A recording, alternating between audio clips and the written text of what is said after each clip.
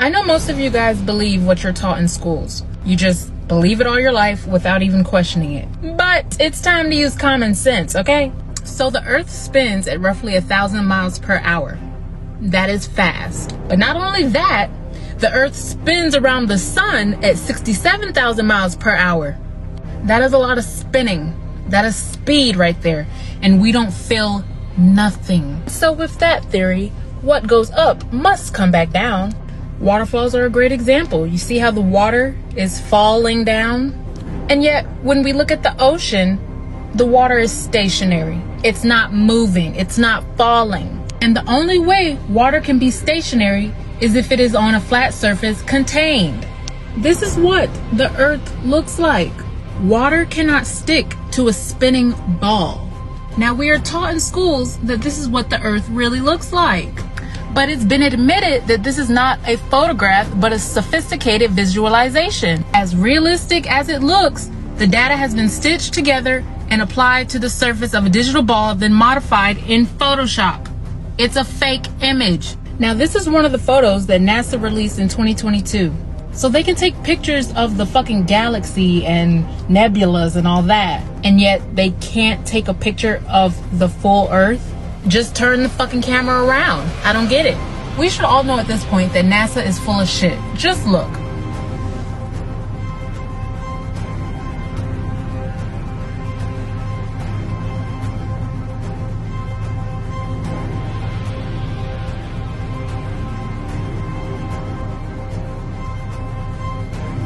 They're doing the same thing that they do in movies with the green screen and the harness. It's all fake.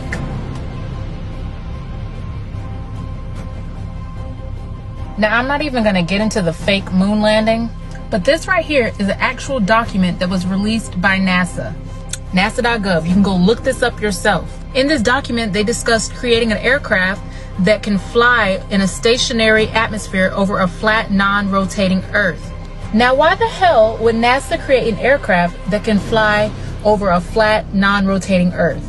That's almost the same as a car company creating a car that can drive in lava. What would be the point of that? You're wasting billions of dollars on that. For what? It would be useless. Unless, of course, the Earth is really flat. You guys keep comparing the Earth spinning to riding on a plane going fast and not feeling the motion. Or riding on a train going fast and not feeling the motion. I'm not sure what y'all got going on, but I can feel the movements when I am on a train. However subtle the movements are, I know I am on a moving object. But for the Earth to be spinning as fast as it does and I don't feel anything, why do you guys think people get motion sickness? I'm guessing they don't feel anything when they're on a train or a plane either. But let's just say for a moment that this is what the Earth really looks like. If it is a globe, then that means it's not an enclosed system. It is an open environment with constant changing weather, unlike being on a train, which is a closed environment. So for those of you that still think you don't feel anything on a train, if you were to stand on top of the train, I'm pretty sure you're gonna feel all that motion because you're no longer in an enclosed environment. Now, one thing I really want your generation to embrace is that the Earth is a closed system. The Earth is a closed system. We cannot leave the Earth.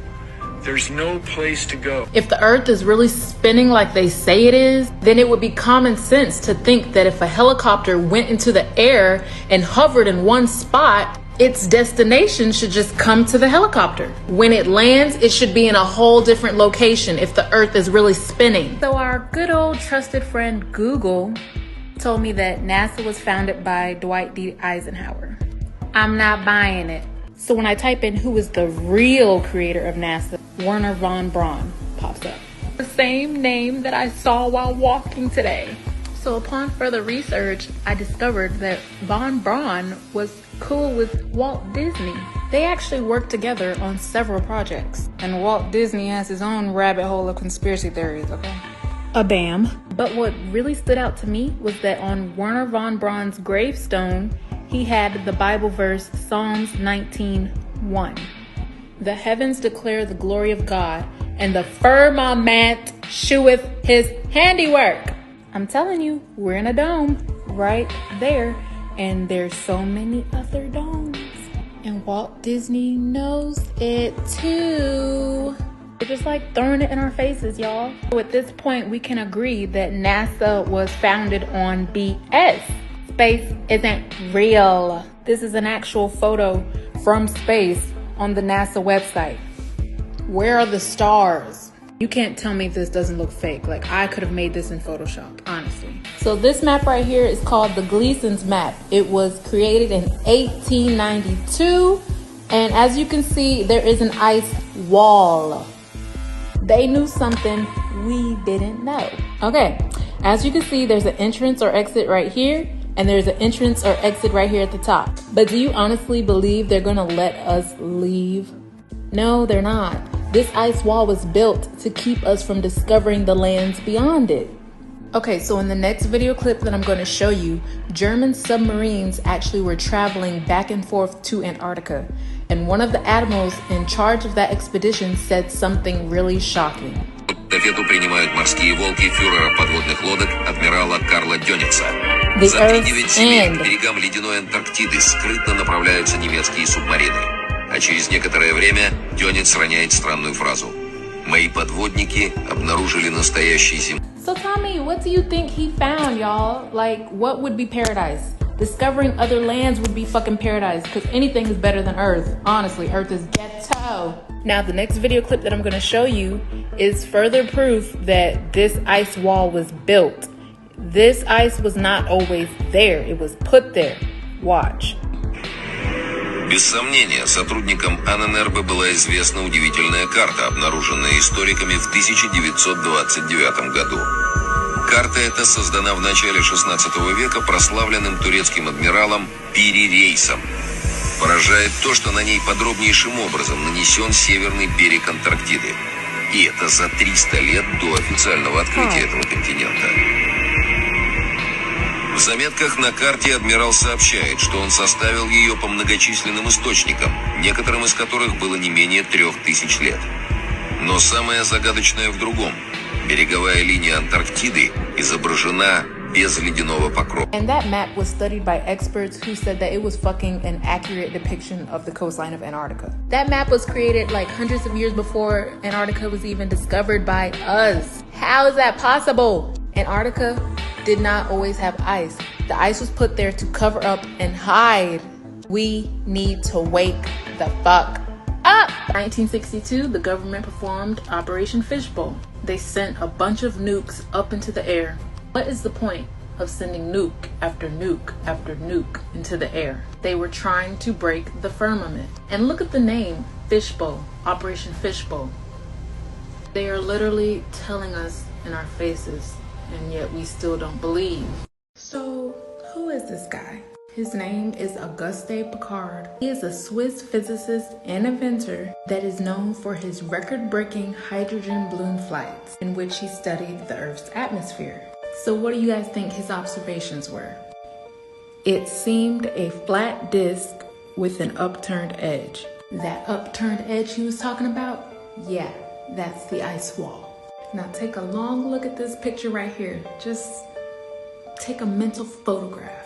They always tell us the truth. You just gotta be awake to see it.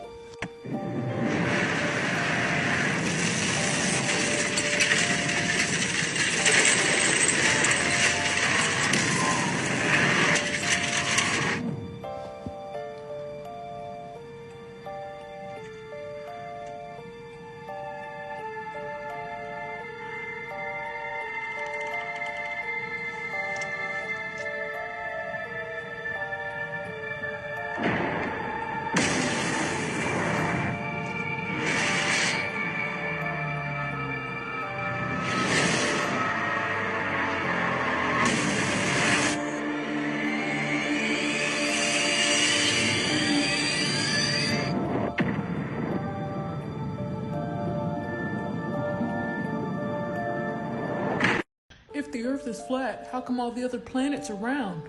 Let's take a look at the planet Venus.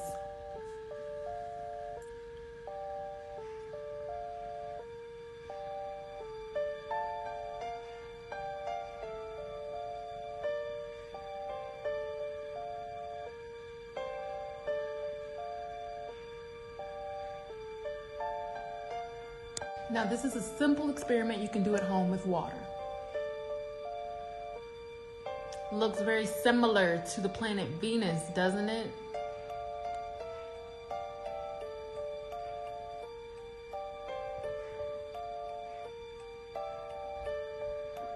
And God made the firmament and divided the waters which were under the firmament from the waters which were above the firmament. Now let's take a look at a rocket hitting the firmament.